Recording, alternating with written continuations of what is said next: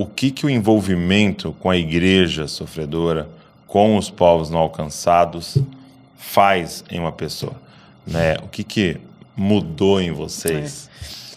Eu vou separar os dois pontos. Então, o envolvimento com a igreja sofredora traz para nós a visão de um cristianismo límpido, não negociado, e de uma marca de entrega que, eu vou dizer de mim, como cristão ocidental, eu desconhecia. Então, por exemplo, nós estávamos num país da Ásia, tínhamos uma equipe ali, e nós nos reunimos no hotel, num lugar muito discreto, era um país de restrição, e naquela noite nós iríamos conhecer um homem de 93 anos de idade, 26 desses 93 passados numa prisão por amor a Jesus. Foi nos dito que provavelmente esse irmão não conseguiria falar conosco pelo nível de tortura que ele recebera nessa região da fala.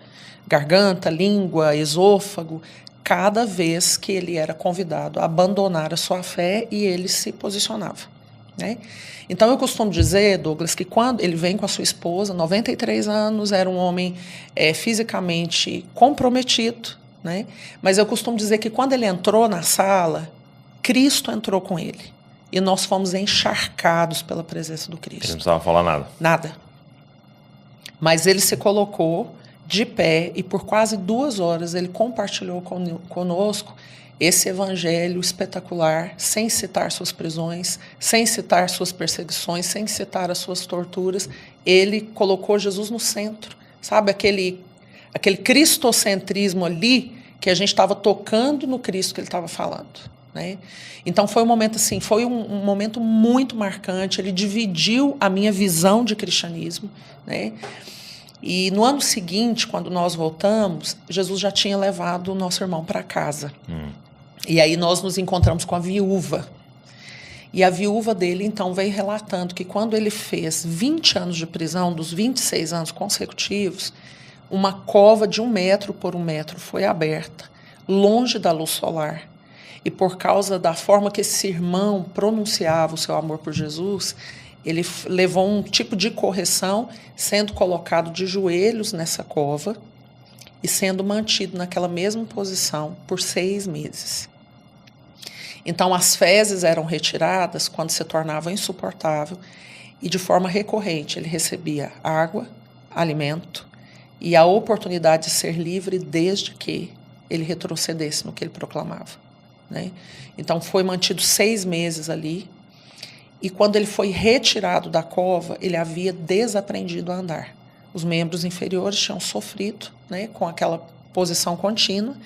E o filho, que ele não via há 20 anos, recebeu autorização para ver o pai, como uma forma também de fazer com que a igreja que perseverava desse um passo para trás. Então, o filho veria a condição do pai, voltaria para a igreja e diria, gente, não vale a pena. Não vale a pena. Né? Só que o menino tinha 6 anos quando o pai fora preso. Agora era um homem de 26.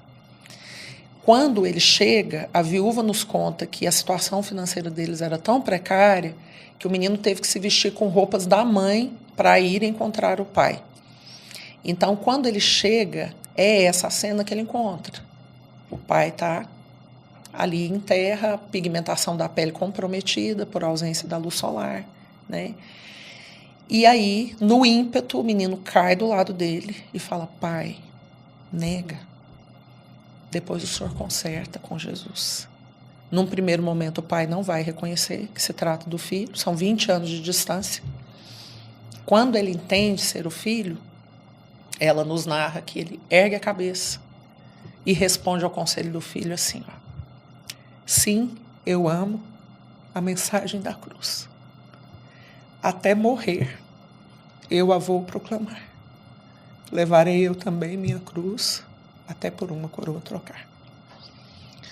Esse homem não estava gritando o refrão de um hino conhecido, mas ele estava expressando a paixão, a obediência, a submissão ao Cristo, né? Essa declaração lhe custou mais 6 anos de prisão. Então, lidando com os irmãos da igreja sofredora, eu conheci, Douglas, um tipo de cristianismo que lá em casa a gente brinca, que traz oxigênio puro para nós. E isso marcou muito a nossa forma de andar. Então, de forma recorrente, meu amor e eu temos sempre aquele cuidado de estarmos envolvidos com esse tipo de cristianismo para modelar o nosso, né? Porque são pessoas completamente anônimas, ninguém os está aplaudindo, eles não estão debaixo de holofotes, mas eles estão construindo uma história que eu não consigo construir com o cristianismo que eu tenho hoje, entende? Então, a igreja sofredora, ela trouxe um prumo para o nosso modus viventes, como cristãos. E isso nos provocou para entender que talvez nós não tenhamos a honra de sermos mártires por amor ao nosso Cristo, mas que nós precisamos ser maturados no processo de desenvolver uma mentalidade de martírio, acatando as pequenas mortes que ele nos convida todos os dias. Exatamente.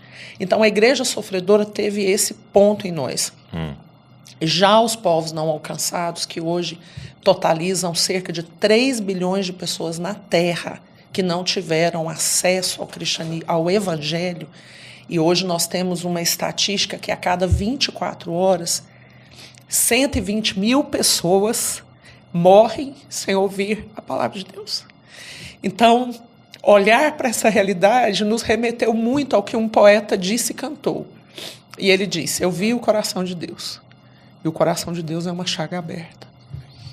Então, nós temos um Deus por quem nós somos apaixonados e que o coração dele está latejando. E lateja para que o filho dele seja distribuído a todo homem na terra.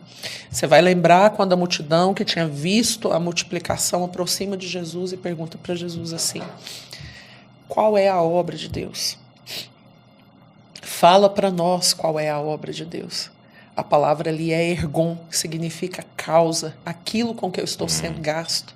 Com o que Deus está envolvido? Jesus responde: a obra de Deus é essa, que conheçais o Filho. Né? Então, os povos não alcançados trouxeram para nós um dilatar do senso de responsabilidade. Eu amo esse judeu, eu vou me casar com ele, mas enquanto o casamento não acontece, existe uma ferida aberta no coração de Deus. Como nós podemos responder a isso? Como a gente pode aplacar? E como é que nós vamos atar a nossa história ao fio da história de Deus para cumprir o que cumpre a nós nessa geração? Então, a igreja sofredora mediu o nosso cristianismo, mostrou para nós uma proposta muito maior, né? Nos mostrou que existe um nível de amor por Jesus que não é tão intenso para nós cristãos ocidentais. Eu vou dizer sim e assino o meu tempo de validade na Terra, né? E eu poderia passar aqui horas contando para você histórias que vão macular o nosso coração para esse lugar. E os povos trouxeram para nós esse dilatar do senso de responsabilidade, né?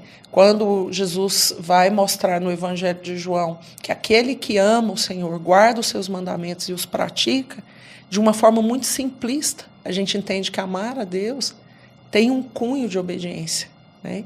Então, eu só posso realmente declarar eu amo se a minha vida de obediência for real. Então, os povos trouxeram isso para nós, né? A gente fala, tem uma responsabilidade para nós que Lutero não vai responder por, que David Brainerd não vai responder por. Tem uma geração que é nossa e que Deus espera dividir conosco o coração dele. Então, foram 2 momentos muito distintos na nossa história. Entendi.